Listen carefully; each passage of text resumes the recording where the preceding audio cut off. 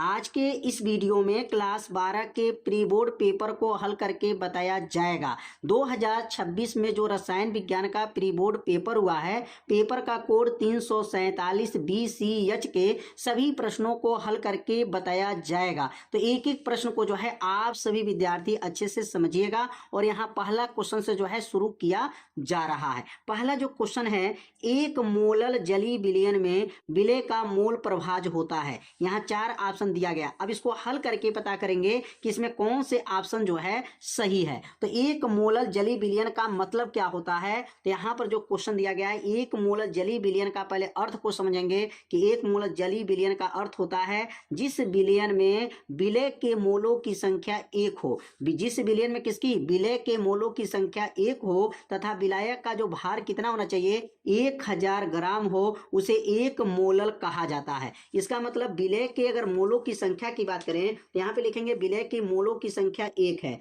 यहाँ क्या लिखेंगे, यहाँ पर विलय के मोलों की संख्या 1 है। विलय की मोलों की संख्या को स्मॉल n से दिखाते हैं, तो लिखेंगे विलय की मोलों की संख्या इसमें कितना है, तो कहेंगे विलय के मोलों की संख्या इसमें दिया गया है, छोटा n लिखेंगे इसमें बराबर 1 हो गया। और यहाँ विलायक का भार लिखेंगे और विलायक का जो भार है उसको बड़ा W से दिखाते हैं। विलायक का भार कितना होता है, तो लिखेंगे विलायक का भार W बराबर बड़ा W रहेगा और बराबर क्या हो जाएगा, यहाँ पर 1000 ग्राम हो जाएगा। अब यहाँ पर तो मोलों की संख्या निकल गया, लेकिन इसका मोलों की संख्या नहीं दिया गया, इसमें केवल भार जो है 1000 ग्राम है। अब यहाँ पर इसका अणुभार निकालेंगे, मतलब इसका अणुभार कितना होगा, मतलब जल का है ना, ये जल है और जल का जो है अणुभार कितना होता है, तो लिखेंगे यहाँ पर H2O का अणुभार निकालेंगे। तो H2O का अगर अणुभार कैसे निकलता है, तो यहाँ पर H2O का जब अणुभार निकाला जाएगा तो H का जो है परमाणु भार जो है 1 होता है, 1 में 2 से गुणा करेंगे और O का जो है 16 होता है, बराबर हो जाएगा 2 1 का 2 हो गया प्लस 16, 16 2 मिलकर कितना आ जाएगा 18। यहाँ पर विलायक का अणुभार जो है जल है, यहाँ पर विलय का जो है मोलों की संख्या दिया, यहाँ विलायक का भार 100 ग्राम था और जल है, जल का अणुभार जो है 18 आ गया। अब यहाँ पर मोलों की संख्या निकालेंगे, तो इसका मोलों की संख्या होता है भार बटा अणुभार होता है। भार बटा क्या होता है, अणुभार होता है। अब n बराबर भार कितना है इसमें, तो कहेंगे भार 1000 है और बटा क्या है, अणुभार कितना है, तो अणुभार जो है इसमें 18 दिया गया है। अब इसमें जो है 1000 में जो है ना 18 से क्या करेंगे, भाग कर लेंगे। तो यहाँ भाग देने पे कितना आएगा, तो बड़ा n का मान निकल जाएगा, भाग देने पर 55 दशमलव जो है 56 आ जाएगा। ये किसका मान निकल गया, ये जो मान निकला विलायक का मोलों की संख्या निकल गया और यह जो निकला है प्रश्न में ही दे दिया गया है कि विलय की मोलों की संख्या 1 है। अब ये विलय का मोल प्रभाज निकालना है, तो लिखेंगे यहाँ पर विलय का मोल प्रभाज, तो लिखेंगे आपका विलय का मोल प्रभाज का सूत्र क्या होता है, तो विलय का मोल प्रभाज कहिए या मोल अंश कहिए, ठीक ना, क्या सूत्र होता है, यहाँ छोटा n बटा छोटा n प्लस बड़ा n, याद रखेंगे। यहाँ स्मॉल होता है, यहाँ स्मॉल हो जाएगा, मतलब यहाँ पर यह छोटा n का मतलब हो गया विलय की मोलों की संख्या और n का मतलब क्या है, विलायक के मोलों की संख्या। तो यहाँ पर विलय का पूछा गया, प्रश्न में किसका पूछा गया, विलय का मोल प्रभाज याद कीजिए, तो सूत्र यहाँ पर लिखा गया और n का मान कितना दिया गया, तो n का मान इस प्रश्न में 1 है और छोटा n का मान भी यहाँ पर 1 ही है और बड़ा n का मान या भाग देने पर कितना आया है, 55 दशमलव जो है ना 56 आया है। अब इसको जोड़ेंगे, 55 दशमलव 56 में 1 जोड़ लेंगे तो क्या बनेगा, 1 बटा 55 और 1 जोड़ेंगे तो क्या बनेगा, 56 दशमलव 56 हो जाएगा। अब इसका दशमलव अगर हटाएंगे तो कितने से गुणा कर सकते हैं, 100 से ऊपर नीचे जो है गुणा करके इसका दशमलव हटा लीजिए, तो ऊपर क्या हो जाएगा 100 बटा और 100 से दशमलव हटाएंगे तो आएगा 56 आ जाएगा। अब 56 में जब भाग करेंगे ना तो भाग देने पे कितना आएगा, तो यह भाग दे करके चेक कर लीजिएगा, 0.017 जो है 61768 आ जाएगा। तो लगभग अगर इसका मान देखेंगे तो 0.017 इस से जो ये पॉइंट दिया है तो एक पॉइंट इसमें बढ़ जाएगा तो 0.08 हो जाएगा। इसमें मोलों की संख्या के मोल प्रभाज की मान क्या आ जाएगा, 0.018 आ जाएगा। इसमें केवल विलय का मोल प्रभाज पूछा गया था तो विलय का मोल प्रभाज 0.018 आ जाएगा। तो कैसे इसको हल किया गया है तो आप लोग समझ गए होंगे। पहले मोलों की संख्या विलय का दिया था, विलायक का भार दिया था, तो विलायक के भार के सहायता से मोलों की संख्या निकाल लीजिए और उसका जब मोलों की संख्या निकल जाएगा तो मोल अंश का सूत्र लिखिए और इसमें मान को क्या कर दीजिए, भर दीजिए। भर करके हल करेंगे तो इसका मान आ जाएगा 0.018 जो है इसमें दूसरा वाला विकल्प इसमें क्या हो जाएगा, सही हो जाएगा। इसमें दूसरा वाला विकल्प क्या है, सही है। अब सीखेंगे अब अगला प्रश्न क्या है। तो अगला प्रश्न में प्रश्न दिया गया है निम्नलिखित में कौन सा एक्टिनाइड नहीं है। तो इसमें जो एक्टिनाइड कौन है, तो ये चौथा ऑप्शन जो देख रहे हैं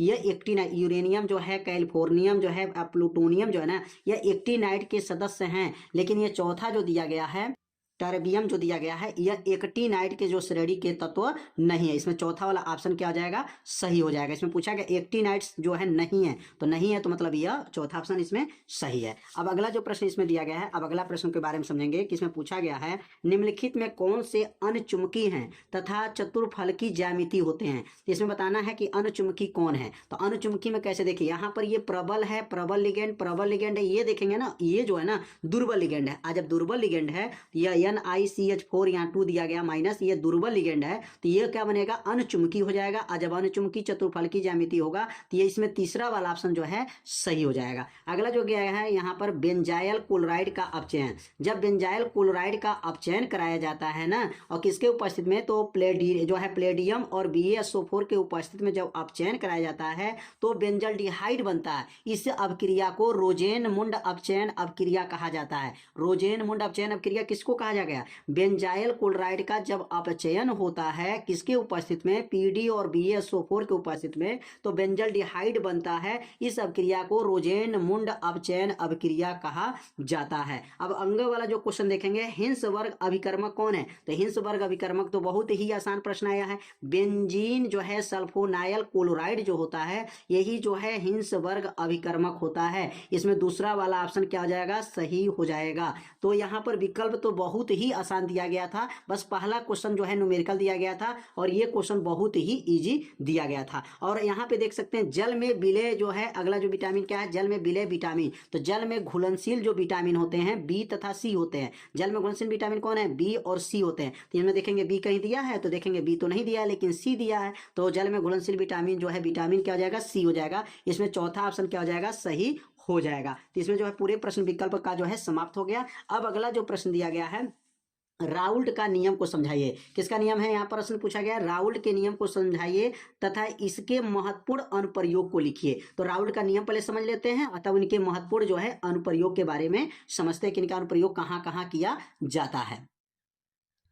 तो यहाँ पे लिख लेंगे राउल्ट का नियम। इस नियम के अनुसार, अब राउल्ट साहब का नियम क्या है, वाष्प दाब का आपेक्षिक अवनमन विलय के मोल प्रभाज के बराबर होता है। ये जो बना है ना वाष्प दाब का, यह आपेक्षिक अवनमन है। क्या है, यह वाष्प दाब का आपेक्षिक अवनमन। और अभी आज पहला क्वेश्चन बताए हैं विलय के मोल प्रभाज किसका, या विलय के मोल प्रभाज के क्या है, बराबर होते हैं। कितना आसान हो गया। क्या कहा जाएगा, राउल्ट का नियम होता है कि वाष्प दाब का आपेक्षिक अवनमन जो है और जो है यहाँ पर विलय के मोल प्रभाज के बराबर होता है, राउल्ट का नियम कहलाता है। तो बहुत ही आसान जो है नियम यहाँ पर पूछा गया है। तो राउल्ट का नियम 2 बार पढ़ देंगे ना तो आपको राउल्ट का नियम क्या होगा, याद हो जाएगा। अब यहाँ पर पढ़ेंगे राउल्ट के नियम के अनुप्रयोग।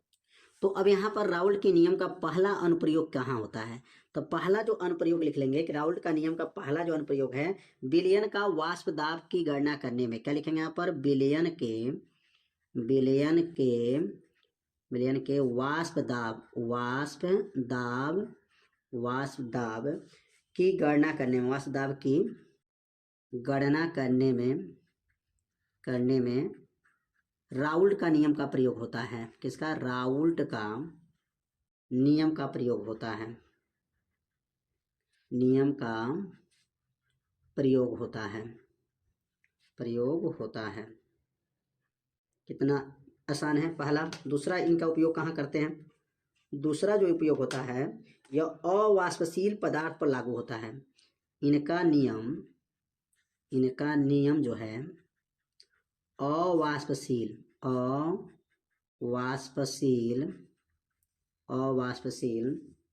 पदार्थ पर लागू होता है। इनका जो नियम है किस पर लागू होता है, अवाष्पशील पदार्थ पर जो है लागू होता है। तो राउल्ट के 2 जो है यहाँ पर अनुप्रयोग बताया गया। तो यहाँ पर राउल्ट का नियम और राउल्ट के नियम का अनुप्रयोग जो है आप लोग समझ गए होंगे। तो अब सीखेंगे जो है अगला प्रश्न क्या है। अब अगला जो क्वेश्चन दिया गया है, कारण सहित स्पष्ट कीजिए कि जो संक्रमण धातुएं समानांतर रंगीन यौगिक बनाती हैं।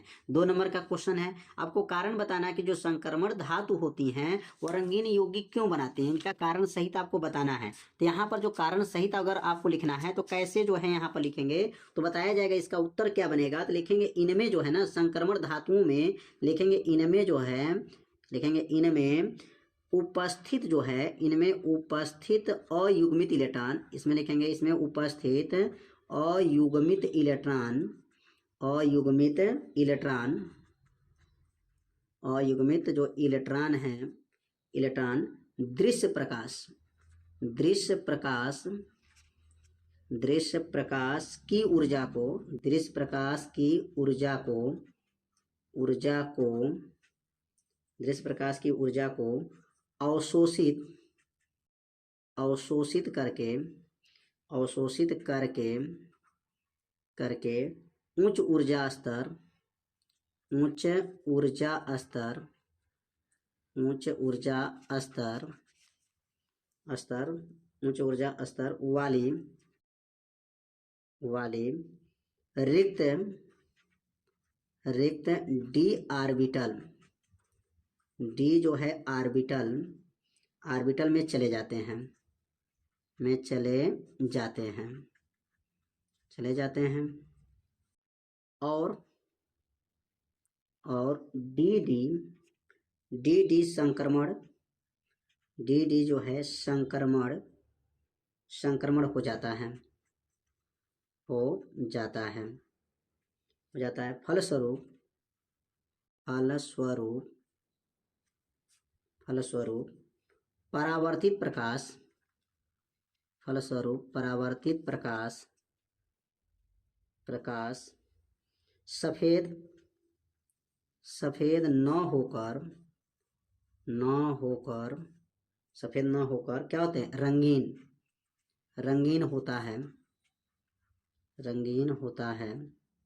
इसलिए, इसलिए, इसलिए जो है संक्रमण तत्व, इसलिए जो है संक्रमण तत्वों, तत्वों के यौगिक, तत्वों के यौगिक, यौगिक आयन रंगीन बनाते हैं, आयन क्या बनाते हैं, रंगीन, रंगीन होते हैं। बस थोड़ा सा ध्यान देंगे ना तो आपको उत्तर क्या होगा, याद हो जाएगा।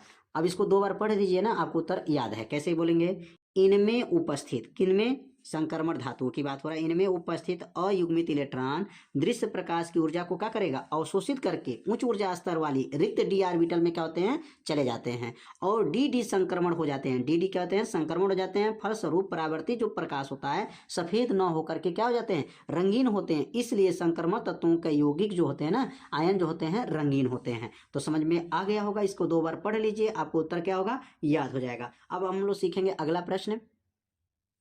अगला प्रश्न दिया गया है, निम्नलिखित उप सहसंयोजन यौगिकों को आईपीएससी नाम लिखिए। अब यहाँ पर आईपीएससी नाम जो है बताना है, और एक पर जो है 1 नंबर मिलेगा, 2 आईपीएससी लिखेंगे 2 नंबर मिलने वाला है। तो कैसे आईपीएससी नाम लिखेंगे, तो यहाँ पर सबसे पहले जो लिखेंगे CONH3, नीचे जो दिया गया है आपका 6 है, नीचे यहाँ पर ध्यान देंगे कोष्टक के बाहर भी 2 दिया है, SO4। तो कैसे यहाँ पर लिखा जाता है नाम, सबसे पहले जो है ना इसका आईपीएससी नाम लिखने से पहले इसका ऑक्सीकरण संख्या निकालेंगे। लिखेंगे यहाँ पर माना जो है CO, और CO मतलब कोबाल्ट है, CO का ऑक्सीकरण संख्या यक्स है, CO का ऑक्सीकरण संख्या क्या मानेंगे, यक्स मान लेंगे। तो लिखेंगे यहाँ पर ऑक्सीकरण संख्या जो है यक्स है। अब यहाँ पर यक्स हो जाएगा, अब यहाँ पर यक्स हो जाएगा तो CO के पास जो है यहाँ पर हो जाएगा यक्स प्लस, और अमोनिया उदासीन है तो इसलिए इसका 0 होता है, 6 से गुणा करेंगे। कोष्टक के बाहर देखेंगे यहाँ 2 लिखा है तो 2 से गुणा करना पड़ेगा, प्लस SO4, SO4 का कितना होता है, -2 होता है,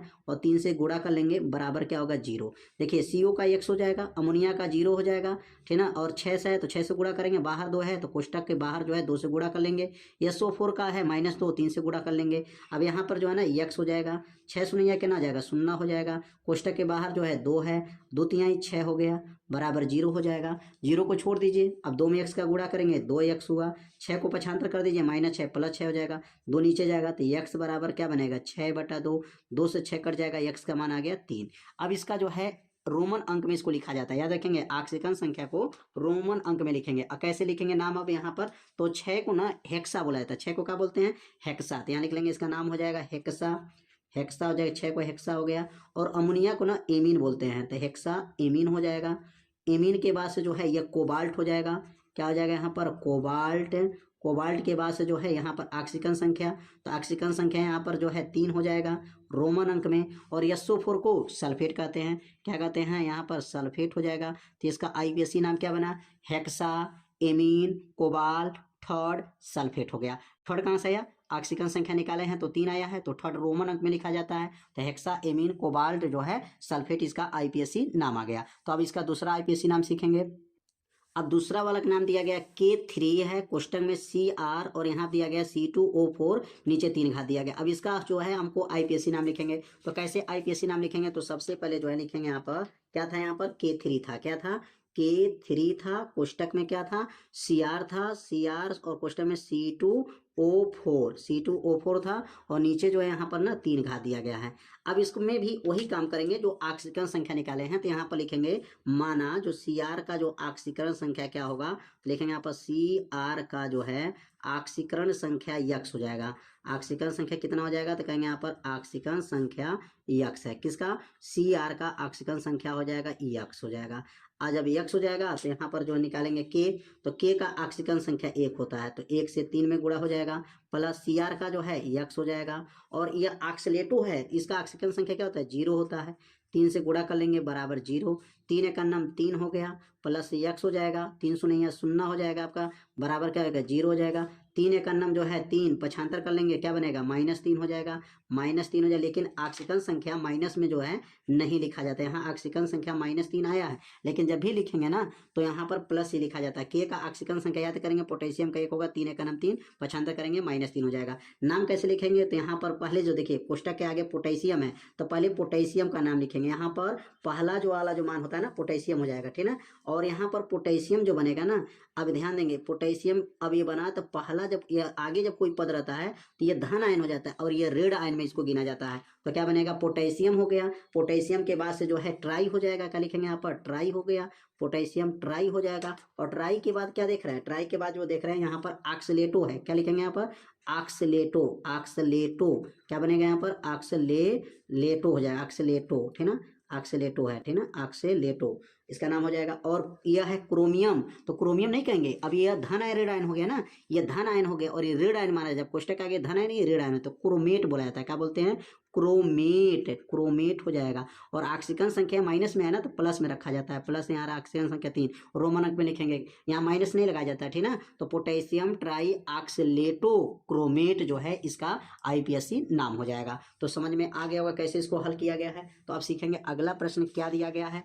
अगला प्रश्न दिया गया है एल्किल क्लोराइड की जलीय KOH से जो है अभिक्रिया होने पर एल्कोहल बनता है, जबकि एल्कोहलिक KOH के उपस्थित में एल्कीन जो है मुख्य उत्पाद के रूप में प्राप्त होती हैं, समझाइए। तो यहाँ पर जो है अब समझेंगे कि क्या बताया गया कि एल्किल क्लोराइड के जो है KOH के साथ पहले क्रिया करा के चेक करेंगे कि यहाँ पर एल्कोहल बनता है, और जबकि एल्कोहलिक KOH के साथ जब क्रिया कराते हैं तो मुख्य उत्पाद के रूप में क्या प्राप्त होता है। तो यहाँ पर पहले यहाँ पर पहला रिएक्शन समझेंगे कि यहाँ पर जो लिखा गया एल्किल क्लोराइड, तो कोई एक एल्किल क्लोराइड ले लेते हैं। एल्किल क्लोराइड का मतलब होता है एल्किल समूह, एल्किल समूह मतलब क्या है, यहाँ पर CH3CH2 ले लीजिए, एल्किल समूह हो गया। और यहाँ पर क्लोराइड मतलब यहाँ क्लोरीन लगा दीजिए, क्लोराइड हो गया। और ये किसके साथ क्रिया कराएंगे, KOH के साथ जब क्रिया कराएंगे ना तो कहा गया कि यहाँ पर एल्कोहल बनता है। अब यहाँ कौन एल्कोहल बन जाएगा, तो यहाँ पर 2 कार्बन लिया गया है, तो 2 कार्बन वाला को कहते हैं CH3CH2 जो है OH एथिल एल्कोहल बन जाएगा। और प्लस जो है देखिए OH इसके पास गया और Cl K के पास आएगा तो क्या बन जाएगा KCl हो गया। ये तो पहली अपक्रिया में बताया गया कि प्रश्न में ही कि यह यहाँ पर कोई एल्किल जो है क्लोराइड ले लें और पोटेशियम हाइड्रोक्साइड के साथ जब क्रिया करा लेते हैं तो एल्कोहल बनता है, उसके साथ पोटेशियम क्लोराइड तो बनता है। लेकिन अब अगला जो बताया गया है कि अगर एल्किल जो है क्लोराइड ले लेते हैं यहाँ पर, अब यहाँ पे जो ना अब यहाँ पर जो लेना है एल्किल जो है आपका जो है CH3CH2 और यहाँ पर जो है Cl, मतलब एल्किल जो है ना क्लोराइड यहाँ ले लेंगे। और यहाँ पर ये जलीय अवस्था में था, किस अवस्था में था, जलीय KOH में था।